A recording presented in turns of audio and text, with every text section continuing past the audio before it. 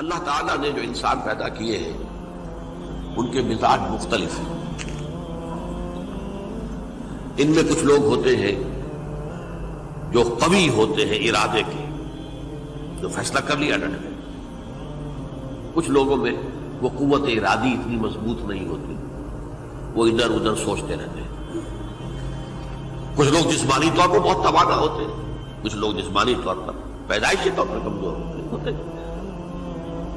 تو اگر کوئی قوت ارادی کمزور رکھنے والا شخص ہے، وہ بھی تو اللہ کی تخلیق ہے، اللہ کا بندہ ہے، خطاؤں کا ظہور ہو جاتا ہے، توبہ کرتا ہے، پھر کچھ عرصے کے بعد پھر خطا کا ظہور ہو جاتا ہے، پھر توبہ کرتا ہے.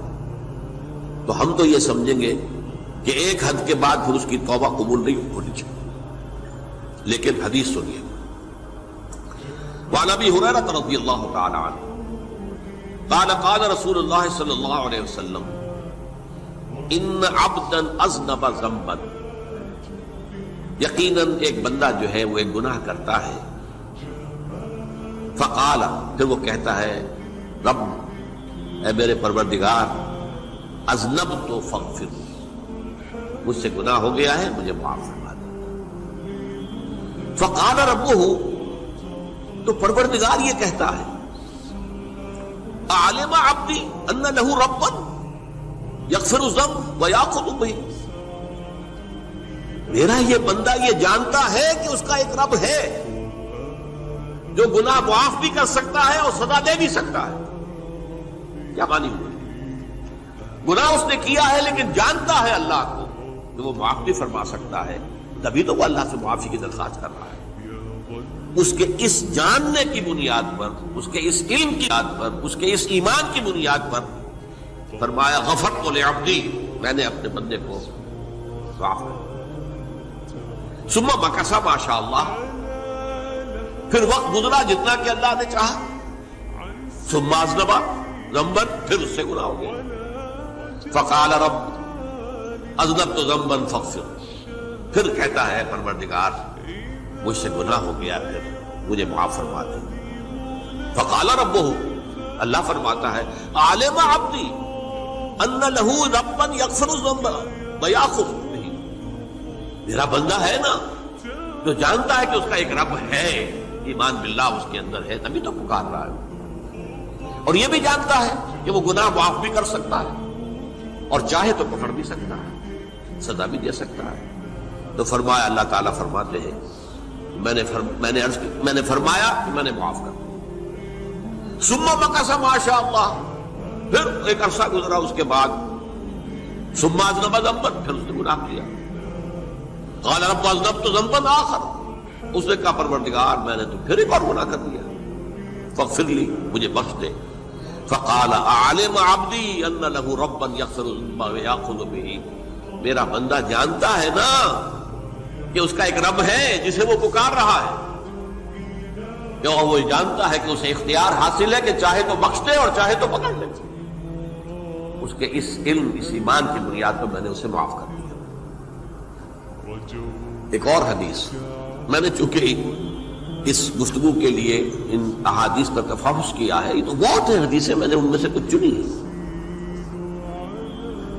ہمارے بعض واعظ ناصح وہ بھی کسی شخص کو روکتے رہے، برائیوں سے روکتے رہے، نہیں رکتا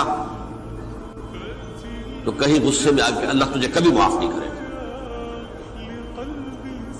یہ کتنا بڑا جرم ہے، اس کا اندازہ کیجیے اس حدیث سے. تو میرے بندے کو میری رحمت سے مایوس کر رہے ہیں، کتنا بڑا جرم ہے، اس کا اندازہ کیجیے. یہ مسلم شریف کی روایت ہے عن جندب، حضرت جندب رضی اللہ تعالی عنہ سے، ان رسول اللہ صلی اللہ علیہ وسلم حدث، کہ اللہ کے رسول صلی اللہ علیہ وسلم نے ایک واقعہ بیان کیا. ان رجلا قال، کہ ایک شخص نے یہ کہا واللہ لا یغفر اللہ لفلان، کہ خدا کی قسم اللہ تعالیٰ فلاں شخص کو کبھی معاف نہیں کرے گا. وَأَنَّ اللَّهَ تَعَالَى قَالَ، اس پر اللہ تعالیٰ نے یہ فرمایا منزل الذی یتعلی علیہ، یہ کون ہے جو میرے اوپر حکومت کرنے والا آ گیا، جو میری طرف سے حکم لگا رہا کہ میں کبھی معاف نہیں کروں گا؟ منزل الذی، کون ہے وہ شخص، الذی یتعلی علیہ انی لا اغفر لفلان، کہ میں فلاں شخص کو کبھی معاف نہیں کروں گا، قد غفرت لفلان، اس کو تو میں نے معاف کر دیا، واحبطت عملہ، اس شخص کے تمام اعمال میں نے ضائع کر دیے کہ تم نے میرے بندے کو مایوس کیا۔ یہ ہے جرم کی انکار۔ تو توبہ کی دعوت دیتے رہو، توبہ کے لیے لوگوں کو آمادہ کرتے رہو، توبہ جو ہے اس کے لیے ترغیب دیتے رہو، اللہ تعالیٰ معاف فرمانے والا۔ اب آخری حدیث سنا رہا ہوں، یہ تو بہت ہی عجیب حدیث ہے اور متفق علیہ، یہ بخاری اور مسلم دونوں میں۔ حضرت ابو سعید الخدری رضی اللہ تعالی عنہ جو ہے اس کے راوی ہیں، حضور نے فرمایا کانا فی من کانا قبلکم رجل قتل 99 نفسا، تم سے پہلے جو امت تھی بنی اسرائیل، گویا کہ ان کا ذکر ہے، اس میں ایک آدمی ایسا تھا جس نے 99 قتل کیے تھے۔ اب آپ اندازہ کیجئے کتنا بڑا گناہ کبیرہ ہے قتل۔ قرآن مجید میں آتا ہے وَكَأَنَّمَا قَتَلَ النَّاسَ جَمِيعًا، اگر ایک انسان کو بھی ناحق قتل کر دیا گیا تو یہ ایسی ہے گویا کہ اس نے پوری نوع انسانی کو قتل کر دیا، اس نے 99 قتل کیا۔ فَهَلْ لَهُ مِن تَوْبَةٍ، پھر اس کے بعد یہ ہوا کہ اس کے اندر توبہ کا جذبہ پیدا ہوا۔ فَسَأَلَ عَنْ أَعْلَمِ أَهْلِ الْأَرْضِ، تو اس نے پھر سوال کیا، لوگوں سے پوچھا کہ زمین میں رہنے والوں میں کون سب سے بڑا عالم ہے؟ فَدُلَّ عَلَى رَاهِبٍ، تو اسے بتایا گیا فلاں راہب فلاں جگہ پر ہے، وہ بہت نیک ہے، بڑا عالم ہے۔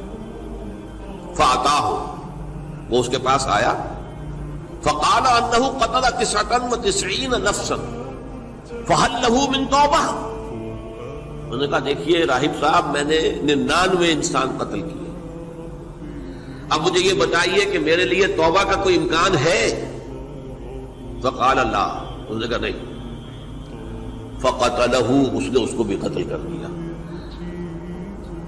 فکمل بہ 100، اپنی سینچری مکمل کر لی، مطلب 99 کے بعد ایک کی کسر تھی، اس کو بھی قتل کیا، 100 پورے کر لیے۔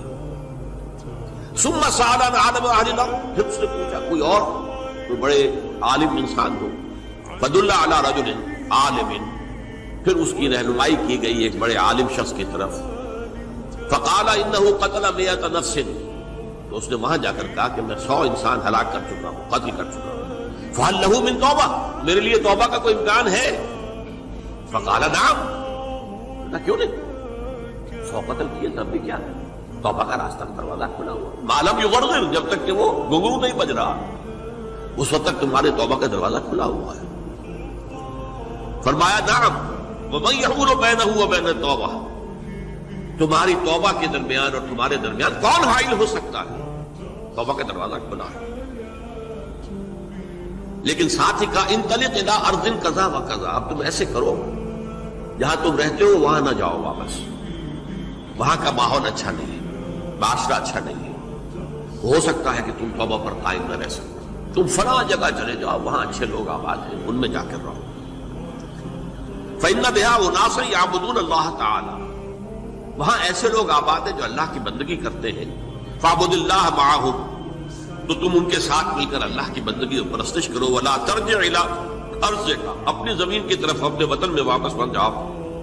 فإنها ارض سوء، وہ بری جگہ ہے۔ فانطلقا، تو وہ چل پڑا، ہجرت کر رہا ہے، اس جگہ جا رہا ہے جہاں کا راہب نے بتایا تھا۔ حتی اذا نصف الطریق، جب آدھا راستہ اس نے پورا کر لیا، اتاہ الموت، موت آ گئی۔ فاختصمت فیہ ملائکۃ الرحمت و ملائکۃ العذاب، اب وہ جہنم کے فرشتے بھی آ گئے اس کی جان قبض کرنے کو، اور جنت کے بھی آ گئے۔ فقالت ملائکۃ الرحمہ، رحمت والے جو فرشتے ہیں جنت والے، انہوں نے کہا جا تائبا مقبلا بقلبہ اللہ تعالی، یہ شخص توبہ کر کے اللہ تعالیٰ کی طرف ہجرت کر رہا تھا، اس لیے اس کی نیت کی بنیاد پر اب یہ جنتی ہے، لہذا اس کی روح ہم قبض کریں۔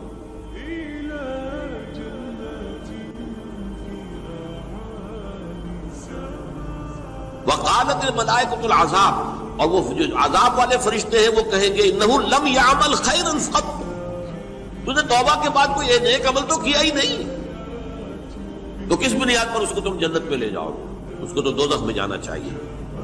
فاتاہ ملک فی صورت الآدمی، تو ان کے پاس اللہ نے ایک اور فرشتے کو بھیج دیا آدمی انسانی شکل کے اندر، فجعلوہ بینہم، تو ان فرشتوں نے کہا بھائی ہمارا فیصلہ کرا دو، اس کی روح ہم لینا چاہتے ہیں یا ہم لینا چاہتے ہیں،